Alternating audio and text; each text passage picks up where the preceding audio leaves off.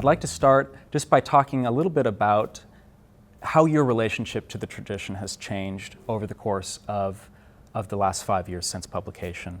It's had an incredible reception and an incredible life, and I'd be curious to hear you talk about your own relationship to the book. When I think this is the case for any poet. We write a book, we hope somebody prints it, it gets printed, and then you run after it for a year or two. And so my relationship to it at first was just that I was to service it, that I had made a book that I had confidence in, and therefore should be reading from it everywhere I could possibly read. The experience of writing the book helped support that because I loved writing. I loved writing the tradition more than anything else I had ever written. Like, I loved every moment of it. I was excited and scared and exhilarated and anxious and tired all the time. I was exhausted, but it was my best friend.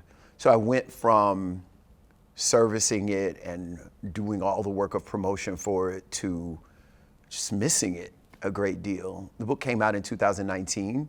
I had a lot of health issues in 2020, and as you know, we were all, well, maybe not we were all, probably me less so because I live in Georgia, but I was quarantined, as it were, because of COVID. And so I just never went anywhere that year after March started. And I just missed writing my book and tried to write and was not very good at it because I was also in a lot of physical pain. And then I would say that since that time, I think once I got over missing it, I really just have wanted to make something that is definitely not it. And that's the most I can say about my relationship to it.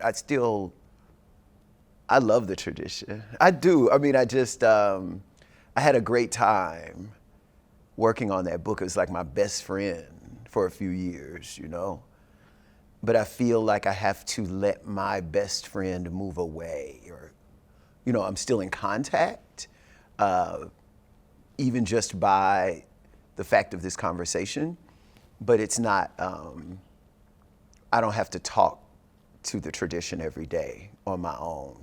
I would actually rather not. The more I forget about it, the better it is for new work. And I'd love to be making more new work, so. Mm-hmm. You mentioned that you missed it after it came out. Was it hard to finish? Was it one of these books where you had to keep writing into it, or you felt like you couldn't put it down? Or did you know when it was done? I wrote most of it in a matter of a few weeks, or at least half of it, I would say, in a matter of a few weeks. I was writing poems for it since, the book before the tradition must have come out in 2014.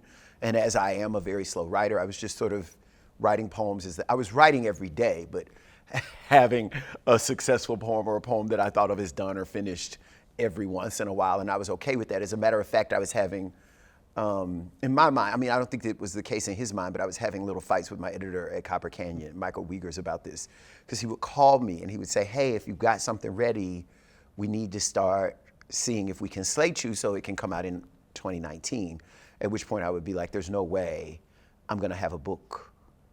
There's no way I would be ready to have a book come out in 2019. It just wasn't, given the writer I am, that wasn't a possibility. Mm-hmm. And so I would tell him that many times in a row, because he would call me, which is very lovely for an editor to be doing that, I understand, but it was also stressing me out and making me feel unproductive, because it was as if this person who kept asking me for work, I couldn't supply the work, and therefore I felt like a failure.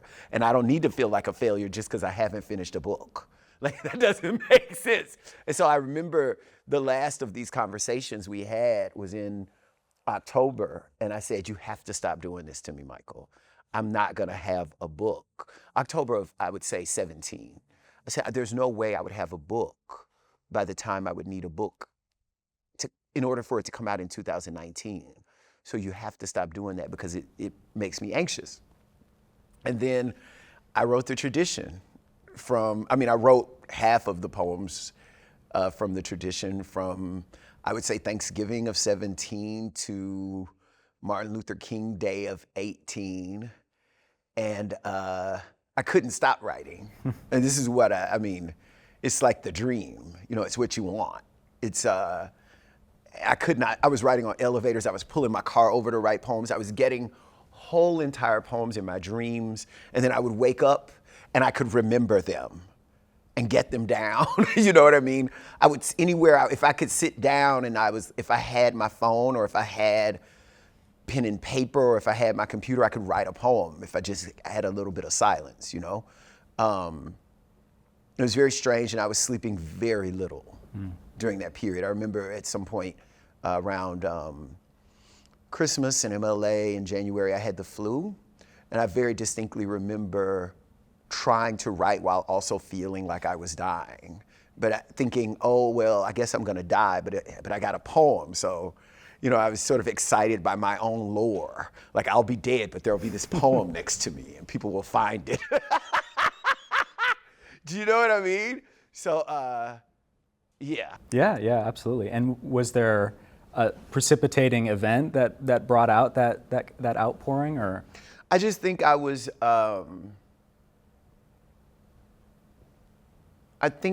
experiencing the right amount of art. And then I saw Moonlight, the Barry Jenkins film, which was an adaptation from Terrell Alvin McCraney's play. I think seeing that movie changed my life. I was 40-something years old, and I was watching the film that is, since that point, my favorite film. But you don't imagine that you're gonna have a favorite film after a certain age. You think things are set. Do you know what I mean? My favorite color changed too. It used to be orange, but now it's yellow. But you don't imagine that those kinds of things can change after a point. And because I saw that film and I felt like that changed, I understood there's like a door opened in my mind, and I could walk through it. I walked through it because I understood the expansiveness of poetry in a way. Like, oh, there are other things I could be doing. And because there were other things I could be doing, I just started doing them. Inventing the duplex, for instance, isn't anything I would have done before that point. But because I had this sense of the expansiveness of poetry, I thought, oh, I can invent a form. I just felt like I could do anything. And because I felt like I could do anything, I did anything. And I didn't, generally, as a poet, I don't mind failure. I think that's how you make you don't have a poem unless you fail, but you don't fail unless you try. Do you know? It's like you don't succeed unless you try either.